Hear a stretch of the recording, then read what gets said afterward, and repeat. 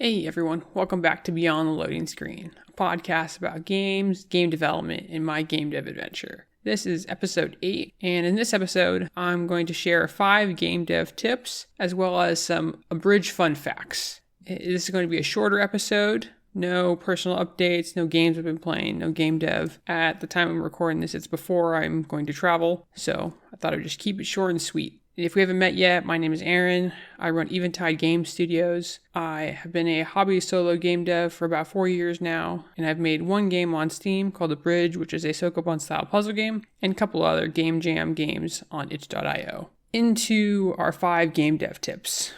First tip I have is finish your first game as soon as you can. This could be you do a game jam, you give yourself a deadline to make a game, or you simply recreate a retro game. The reason I recommend these 3 options is because by the end of them, you will have a game that you created. Doing a game jam gives you a sense of randomness. If you don't know what to make your game about, you usually have a theme, so you can make a theme, and it also gives you a deadline. If you don't like the theme, but you have a general small idea that you want to go towards, I think giving yourself a deadline to make a game is a phenomenal option. Or recreating a retro game is also a great idea. If you don't want to focus on the game design aspect and you simply want to go through the process of actually making the game itself, of how do they move things around on screen? How do they have sound effects that go off? How do you implement UI? Really basic things like that. So really the goal is to be able to just finish something and to understand the whole process of what it makes to not only just make a game, but do game development, not just the bits and pieces you like, such as maybe the art or the programming or even just the game design.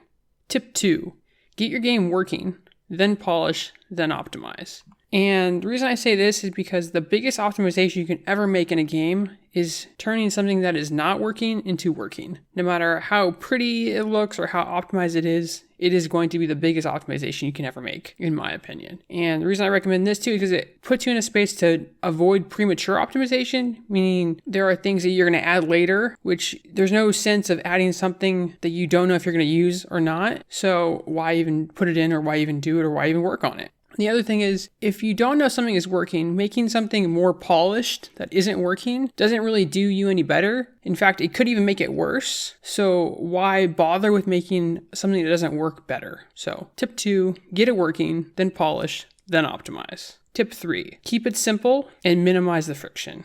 Do the easiest thing to get the job done. This could be a short game. This could be a small feature of the game. Just do the simplest thing you can in the easiest way possible. Everything in a game is really just a layering of different simple things. And together they make a game, and they make it look really complex. For instance, if you have an attack hitting an enemy, okay, you need to be able to weight a trigger. So that's probably with some input code. Then you need an enemy to hit, okay? So that involves actually putting an enemy into the world. Then you need a way for them to detect the collision. So that requires some collision detection. Then you need some logic to say, okay, I hit him, and to take his health away. So that's another script. Then you could be looking at your enemy, what are you hitting him with? Is it a sword? What does the enemy look like? That could be a 3D model or something that you put into it. Or it could be even like a 2D sprite. So really just understand all these different layers and just get it working and keeping it simple. You don't need fancy 3D models from the get-go. You can use capsules, you can use cubes, you can use spheres just as placeholders to really focus on getting the basics of it down, and then simply say, okay, I'm going to take it to the next level. Tip 3, keep it simple and minimize the friction. 4th tip I have for you is don't work on the artistic elements first. And by artistic elements, I mean your models, your art, sprites, VFX, and your sound effects. From personal experience, I would say to just focus on the gameplay. I try to just prototype the main gameplay loop and get that working, and use any placeholder I can. It could just be using different colors for the enemies, or different colors or arts or sprites. Use as much placeholder stuff as you can, as you see fit, because eventually you're going to want to update the art, so you're going to scrap it later, and art is going to go through its own iteration. The reason I recommend focusing on the gameplay first is because simply you can't play art. You look at art and you experience it, and I definitely think it will, yes, enhance the experience, but I can enhance an experience that is not there yet. So another thing, when you go to tell someone oh, I'm making a game, one question they will probably ask you is, can I play it? And if you focus on the artistic elements first, that that you don't really have quite a game to play yet. So that's why I recommend to focus on the gameplay and don't work on the artistic elements first. The fifth tip I have is to start a game with making notes, not with a game engine. And I'm not saying to make a game design document, you can't make a game design document, but not necessarily like a living document per se, because typically it's going to become out of date real quick. And once you start actually building things, it's going to be hard to like update that back and forth. So what I try to do is make like a high level spec sheet and treat that as like the vision for your game of, what genre are you making? What features should it have? Should it be a co-op, a single player, multiplayer? What art style it has? What is the overlining story? What are the story beats? What does the gameplay look like? What is the player actually doing to it? Then as far as gameplay goes, like how does gameplay look? Like what is the main loop? What is the overall like meta loop? And I like to make flowcharts because that is going to be the thing you are doing the most throughout the game. And the reason I recommend doing notes instead of actually using a game engine when you start making a game, why I recommend this is because to me it's more of a proactive design rather than a reactive, and you can basically call it planning. Is it gets the hard parts out of the way and you're not solving them on the spot, which in turn allows you to have a better vision to be able to work faster, and you're going to have a higher quality game, and it's going to feel a lot better to work on it as you go. So those are 5 tips, and I'm going to give you a bonus tip here of explore your curiosity. Game dev is hard. So when you explore your curiosity, it's going to help you stay motivated because you are going to be wearing lots of different hats. It could be game design, programming, art, audio, VFX, lots of different things. So if you ever get the itch to do something new or learn, do it. Game dev doesn't have to be this really repetitive and mundane thing. And if you can do this early in your game, the better, because discovery and iteration are a part of game development, and it will get better with time. Game dev can be fun and exciting while improving your game and your skill set. So if you ever get the chance to just explore your curiosity, or say, I just want to look up that one thing, or I want to try out that one feature that I've been looking to do, just do it. I think you will benefit greatly from that. So those are my 5 tips plus the bonus tip. Now I'm going to share some Abridge Fun Facts. These are, I'll say, little quirks about Abridge and its development that I haven't quite got to share anywhere else that I think are still interesting and that you could benefit from.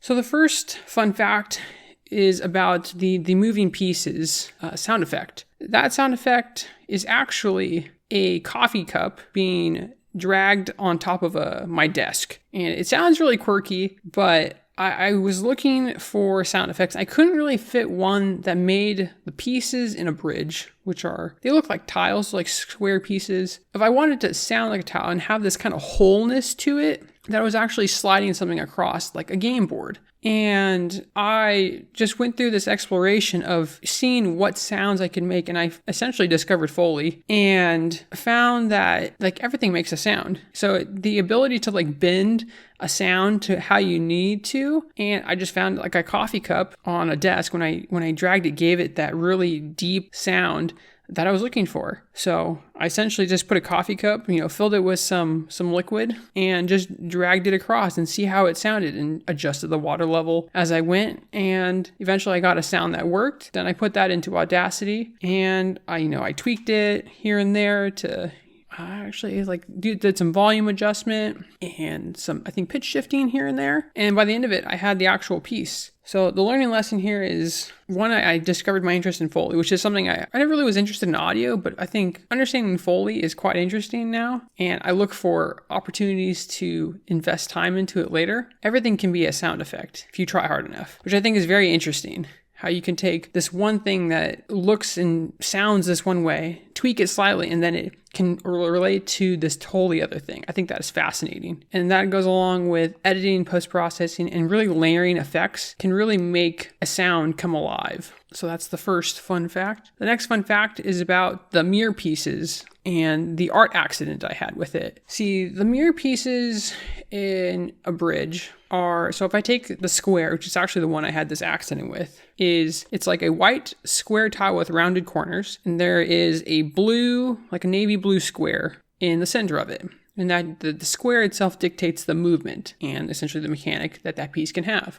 I had the idea of mirror pieces, meaning when you move one, it is essentially linked to another piece. So really, when you move one, two pieces will actually move. So if you move left, two move left. And then understanding how that aligns with the puzzle. But I didn't know how to really dictate that mirroredness inside of the game with art. I just had to know that they were linked. And my first thought was to just have like a literal line across them, which it does not look appealing to do, which I did experiment with. And then when I was making the art pieces, I had this moment on accident where I flipped the colors on the tile pieces art. So now that the white background essentially became the navy blue and the blue square actually became white. And I realized this inversion replicates that it's mirrored, like the color is mirrored on the piece. And for some reason, this clicked in my brain and made a lot of sense. And I essentially just took that all the way and applied that to all the pieces because it worked.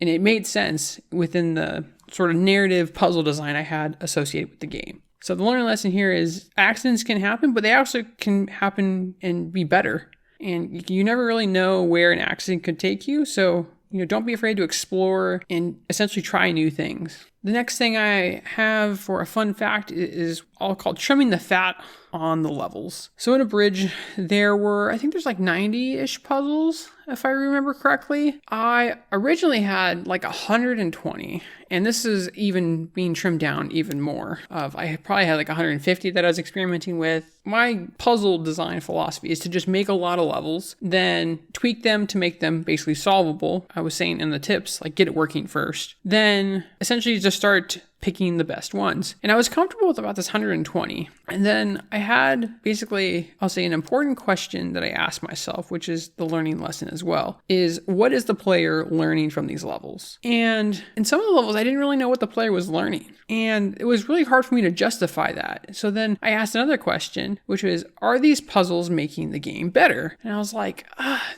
honestly, they really are not. They feel more like fluff in the game. So because of that, and me answering no to either of these questions, I basically just said, okay, if it's not making the game better and the player's not learning anything new, then why are they there? So I cut them. So I cut about like a little more than 30 levels in the game. And this was, I'll say, pretty close to the end of development, maybe like 3 months or so. So these levels had been a part of the game for, I'll say, a good while, maybe even a year. So for them to just disappear or just not be included in the build it felt hard at first, but I knew down the road that it was the right move, that it was going to make the game better, because ultimately less is more. And if I could make a quality puzzle better than like having lots of puzzles, to me that meant more. And I think that definitely came through in the game. To summarize that as a learning lesson is to really ask yourself, is the player learning anything? And is what I'm adding making the game better? Or is even what is in the game making the game better? And if your answer is no, like honestly, you could consider removing them or essentially try to redefine their purpose. You might need to just tweak it a little bit to make it better, or honestly just remove it because it actually could improve the other parts of your game that you want to shine.